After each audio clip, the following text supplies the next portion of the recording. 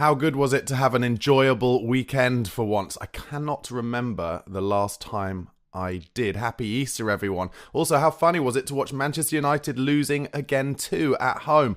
It's going to be us against them for 17th place in the Premier League. And yet at the same time, it might be us against them for a Champions League place and the Europa League trophy too. Times could not be stranger. Meanwhile, a big game against Forest tonight that feels not that big, kind of devoid of pressure. Will he play the kids? I'd like to see Mikey Moore get a start and Wilson Odobert out wide. I'll discuss all of this in today's episode, as well as Ange's pre-match quotes and plenty of transfer rumours starting to hot up too. All this and more in today's episode of Daily Tottenham Hotspur News. Guys, thanks so much for watching and listening. Please do give this a like if you're watching on YouTube, and do subscribe to the channel for Daily Tottenham News. And as we get closer to the transfer window opening, lots of transfer rumours too, which is where we get started. Spurs expected to compete to sign Antoine Semenyo from Bournemouth. Slightly frustrates me this, because I was saying last summer that Semenyo looks just such a class act. And what I love about him, as well as his kind of pace, his explosiveness, his versatility, is that he is physical as well. He's a big old brute, and Tottenham need more physicality. But Manchester United, apparently, according to Sky Sports News, are currently considered the favourites to sign him. However, I have to say, Man United supposedly not going to have that much money to spend this summer. They're going to have to sell before they buy. I guess a lot, as I mentioned in the opening, will depend on if Man United or Tottenham can, despite finishing probably 15th, 16th, 17th, whether either of them can win that Europa League trophy. And if they do, then the entrance into the Champions League will allow them to spend so much more on transfers and wages going into next season because of that Champions League spot. So that might be what makes the difference. Listen, by no means am I taking Bodo Glimt easily in this semi-final. I think it'll be very difficult, and I do think we'll need to take a lead away to Norway for that second leg. However, I also do not think Man United will have it easy against Athletic Bilbao. Of course, they are desperate to get to the final because the final is in their home ground. Look, United are poor, and I think Bilbao might well turn them over. But let's see what happens. Also, at Bournemouth, Spurs are one of 4 Premier League clubs willing to pay Dean Howson's £50 million buyout clause. The defender expected to remain in England, as Real Madrid now unsure about signing him. That's according to reports in Spain. Howson, I could see Spurs very happily paying that £50 million if, and it's a big if, Christian Romero leaves this summer. I say it's a big if because, once again, it's not that I don't think clubs like Real Madrid and Atletico Madrid will want him, but it's whether they can pay the money that it would take to get Daniel Levy to accept a sale. Now, we've talked for a long time, and a lot of the people I respect in the Spurs podcast community have talked for a long time about how Tottenham need to get better at selling players at their peak again. We used to be really good at selling players, and then kind of after the years of Dele Alli, Danny Rose, Eric Dyer, when we could have got huge money for all of them when they were kind of at their peak, and we didn't. We then had to basically give all of them away pretty much for free.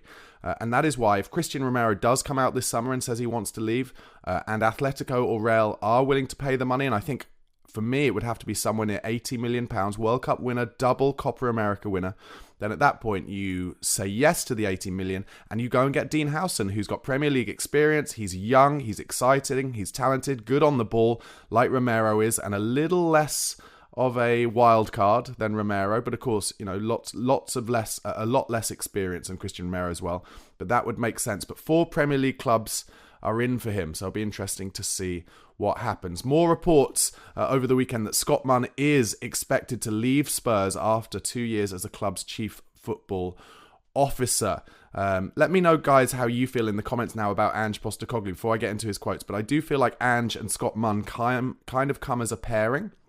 So I feel like if we win the Europa League and then we don't get rid of Ange, then maybe Scott Munn will stay as well. But also I'd say that is kind of slightly messed up thinking, because Scott Munn is supposed to be in charge of kind of all football operations.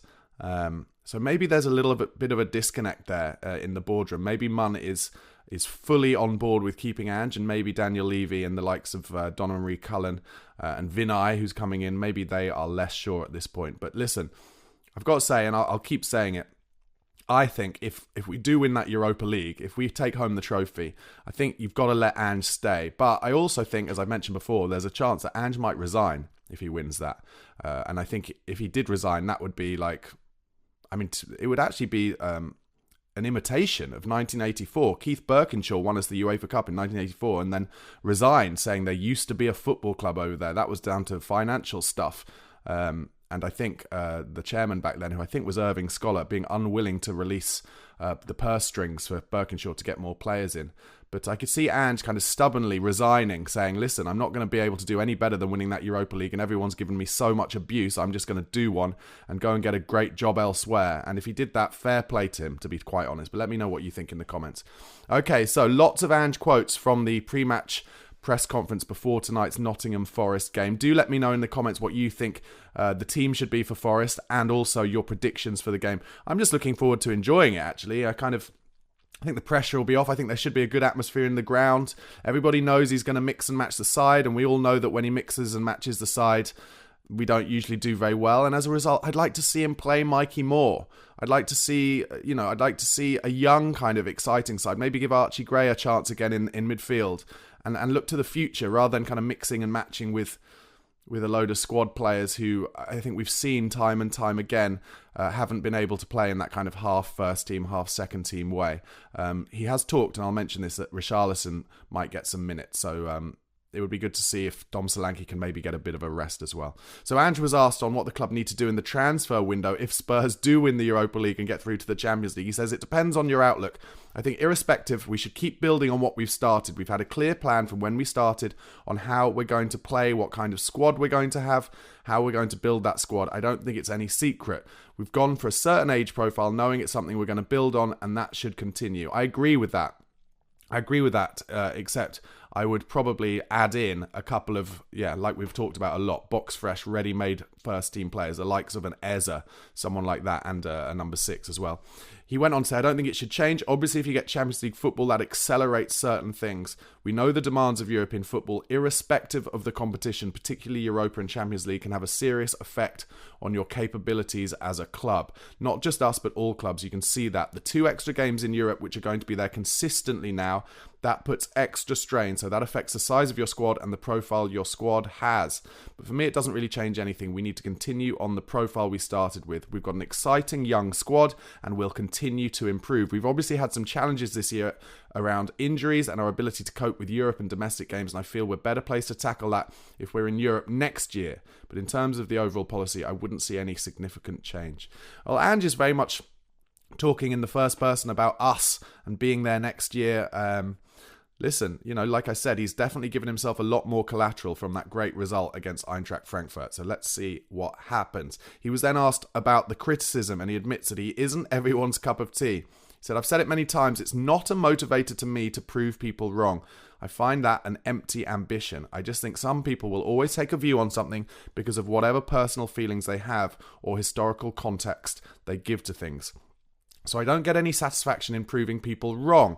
I get satisfaction from achieving things and sharing them with people. That's always been my motivator. I'm not everyone's cup of tea. I get that. That's fair enough. I don't think anybody is. We all have different views on life and people. I certainly think in this role anyway, and I say it to coaches all the time, the game and the noise around it will always try to change you as a person. Don't let that happen. Be who you are. Some people will like you, some people won't. Ultimately, what's important to me is to stay focused on trying to achieve something special and share it with people. Well, in terms of him not being everyone's cup of tea, I think the problem is that he kind of is or has been everyone's cup of tea, but then he just slightly contradicts himself sometimes when he says, like, oh, I don't care what people think, I've got a thick skin, and then he goes into the crowd trying to abuse people who've had a go at him and had a pop at him, and they're talking about, not liking to have a go at referees and whatever, and then going on huge soliloquies about VAR and, how it's ruining things. So that's the only thing I'd say about that. In terms of, I don't know, I like Ange, I really do, and I'm desperate for it to work, but he just seems to have changed a little bit, and I think that's natural when you're having a really bad run, and in reality, this is the first time at the elite level anyway, where his abilities and his skills are being properly tested and doubted by the press and the fans that he's in charge of, and therefore, it does affect your ego, it does hurt you, of course it will. So, it's understandable. Ange was asked on about how the side played against Frankfurt, winning in the Europa League, and the narrative that people think he's a one-trick pony. He said a lot of our significant victories, even this season, have come away from home, whether that be City away, United away, or Brentford away. Some of our best performances have been away from home, and a similar type performance, by which he means kind of backs to the wall. There's always a difference when you play away in Europe, but again, that doesn't fit into the narrative of me being fairly simple in terms of my tactical approach, that I only do things one way, and that's all I've done, and all my success has been as a one-trick pony. Before I go on, that's interesting then, because I did ask the question after that performance. Do we think that Ange asked them to play in a less expansive manner against Frankfurt, or did the players go onto the pitch and say to themselves, almost in the huddle, this is how we're going to do it. We're not going to take any chances. We're going to kick the ball into Rose Ed when we need to, which they did many times on Thursday night, and I loved it. I never thought, as a Spurs fan, I'd be so happy to see basically Jose and Conte ball back, which was kind of like taking no risks, but we needed to be like that. But it seems from what Ange is saying in these quotes that he very much agreed with that decision, by which I mean probably put that decision on the players, and tactically he said to them, we need to be a little more pragmatic tonight. And I'm here for it. I'm here for it, Ange. When necessary, do that, because so many of the goals we concede are our fault. From trying to play out of the back when we don't need to, or from trying to do something clever when we could just get rid of it. I think there is a good balance to be found, and that Frankfurt game was a perfect example of finding that balance. He said, going on to say, what the players showed on Thursday, and it's my experience, is that when you play away in Europe, it demands from you different things to domestic competition, not least because of the atmosphere you face, and the people who travel to these European games will understand what that means. That provides motivation and incentive to the opposition, and you have to deal with that. The lads dealt with that outstandingly the other night. They're a team that at home are really tough, meaning Frankfurt. They always score goals at home, so if you can keep a clean sheet, that's a significant development. If you can win there, that's another development because they're very strong. So the manner in which they did it, and another part of that is the atmosphere in the ground because their supporters make them a tough team to beat. It was a great performance. It was so good. So exciting to see, and hopefully most of you have seen my post-match review from there. You'll see that I was unbelievably pumped. Ange was asked whether one result like that against Frankfurt can be a turning point. He said, at times it can be, yeah, depending on the result and more importantly, the context in which it is made. It's easy to sit here and say Thursday night is a pivotal moment, but it won't be a pivotal moment if we don't back it up in the semi. That's when you'll find out whether it was, and if you do a season review DVD. Do they still do DVDs, he asked? You might go, that was the turning point, but you can only do that at the end. But do I think it was significant? Yes, I do, for a number of reasons. We overcame a really difficult opponent. We deserved to go through. There was no luck about it. Over 2 legs, we were the stronger team.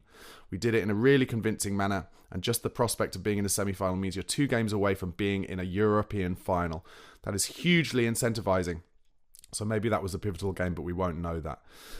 Listen, he mentioned the semi-final, so just to talk about Bodo Glimt a little bit more, they are basically almost unplayable at their place. They play on this 4G pitch, only 8,000 people at the stadium, but I watched that Lazio game, and they should have won it about 5 or 6-0. Lazio could not get anywhere near them. They really know how to play the conditions. There were some reports on Friday morning that Bodo Glimt would have as many as 4 players suspended from the first leg against Tottenham because they got 2 bookings. However, and anyone here who knows a bit more than me, please do jump into the comments and let us know. But I have also heard now that actually that UEFA had changed the rules and that all the bookings get cleared after the quarterfinal and before the semi-final. That's so nobody can be booked twice during the semis, because it's now a 3 yellow card rule, and miss out from the final. But that could be wrong. Let me know in the comments if that's correct. If that is correct, then Bodo Glimt will not have any of their suspended players, or those players who we thought would be suspended for 2 yellows, out of the first leg, which would kind of be a shame. But I like hearing Ange talk about how they're going to take it very seriously. There's going to be no complacency. And also, for those of you who didn't know, Bodo Glimt beat Ange Postecoglou's Celtic home and away in Europe a few seasons ago. So he will know the difficulty that Spurs will face. And look, Lazio nearly dragged it back in that second leg. They won 3-1 in that second leg in Rome. So Bodo Glimt certainly not as comfortable away from home. And Lazio aren't really a team who are playing brilliantly at the moment, and they're not blessed with brilliant players. They've got kind of Pedro, the ex-Chelsea player, who's now really old, and Guendouzi, who's obviously poor at Arsenal. He's kind of running their midfield. So I think Tottenham should have what it takes. But that first leg, I think we are going to need to score a fair few goals. And you know that Bodo Glimt will just set up, like so many teams have done against us, both at home and in Europe, with a very deep block. And we're just going to have to find a way around it. Okay, Ange, and this is relevant to tonight's game against Forest. Ange was asked about managing the players in the last 6 Premier League games, as well as the semi-finals of the Europa League. He said, part of it is just our ability to manage the squad. In the past, it's been how do we manage a small squad? Now it's about making changes and not disrupting the fluency. A lot of it is about how the players understand each other and the cohesion that you have when you play a certain lineup continuously. That's our challenge. We have the semi-final in a couple of weeks' time, and we have 2 important games before that. We certainly need to get some game time into some guys between now and then, and hopefully it doesn't disrupt our fluency. It will. Every time we play the half and half team, it does. He goes on to say, we know we're going to have to be at a certain level. Forest is going to be a big challenge for us, but a good challenge. It will be a good challenge because you know how Forest are going to play. It's classic Nuno ball. They're going to be absolutely ecstatic for us to have the ball. They'll just be offering us the ball back, playing it long, and then trying to get us to commit players forward, which we will, and then they'll whack us on the break with their pace. Elanga and Morgan Gibbs-White as well, and Hudson-Odoi out wide will get in behind the likes of Spence or Porro or Udogie, whoever's playing wide, and cause chances. The only positive at the moment is that Chris Wood isn't scoring as freely as he was previously. But Spurs, I'm hoping that because of the kind of feel-good factor around us being in the European semi, hopefully we'll go into that and be able to break them apart. Let's see what happens. Ange was asked about Spurs' league position. He said, I don't think the players accept where we are. I certainly haven't accepted where we are in the league. It's been a disappointing year in many respects. There are reasons behind it, but irrespective of those reasons, we should be in a better place. It's not like the players are happy with where we are at. They haven't been all along. They want to address that, and Monday night is a good chance to do that. Listen, how good would it be if we can turn over Forest and then go to Liverpool next week? Although, let me know how you feel about that Liverpool game next week. To be honest, for me, it's another one where let's go there with no pressure and see what we can do. But also, if they turn us over and that stops Arsenal winning the league, fine, no problem. Andrew was asked about Dom Solanke, and he's confirmed that Richarlison will get game time. He said, I know Dom is a striker, and when they don't score, people will focus on that. But he's... excuse me, he's such an important part of the way we play. Our back 4 or 5 were outstanding, but our front 3 were so disciplined against Frankfurt in their defensive work.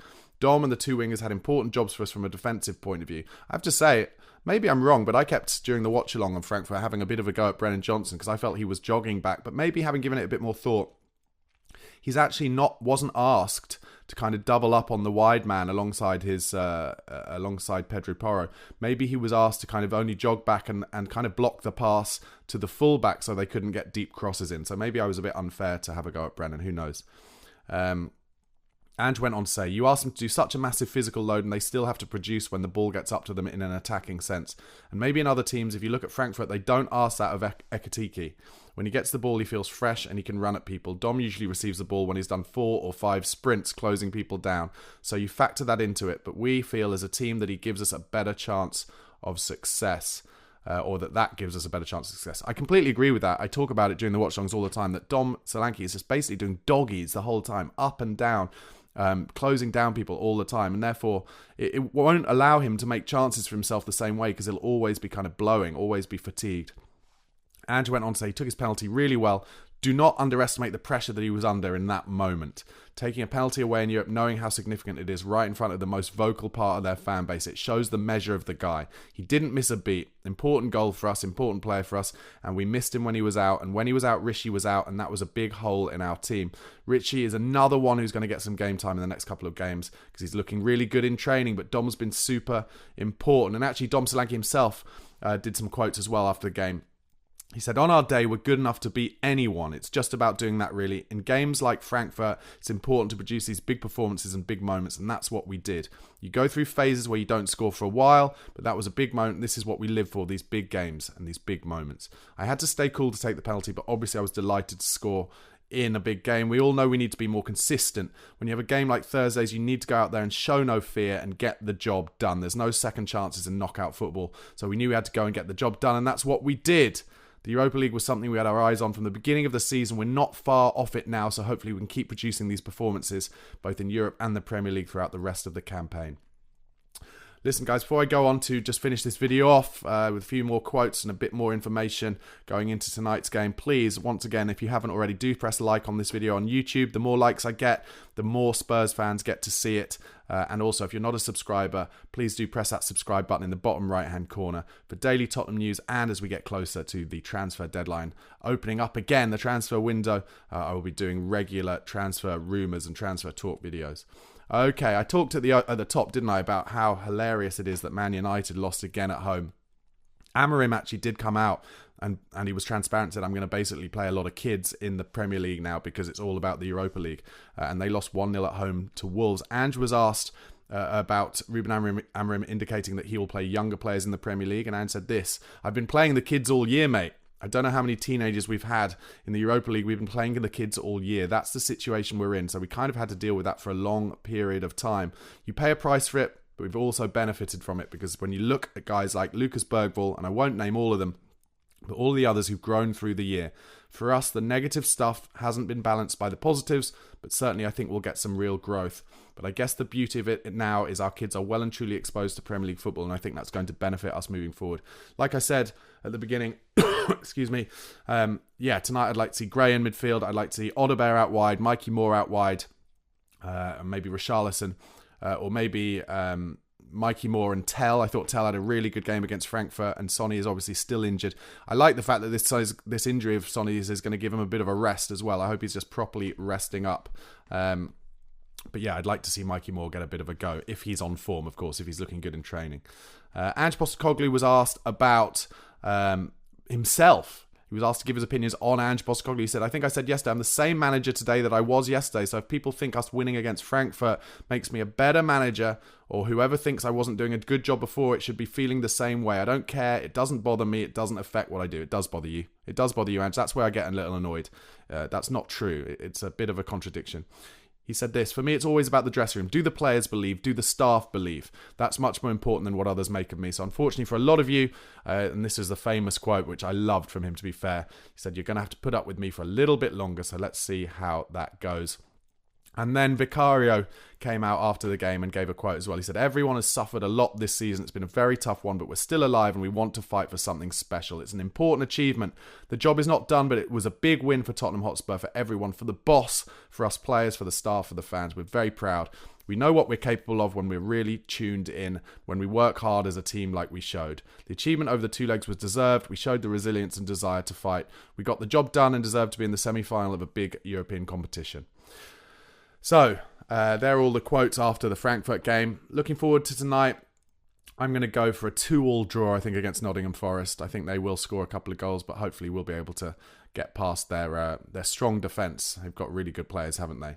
It should be a good one. Hopefully the pressure off at Tottenham Hotspur Stadium, and let's get a good result. Anyway, guys, let me know what you think the team will be tonight and what the result will be. Also, please do press like on this video, do subscribe, and enjoy the game. Come on, you Spurs.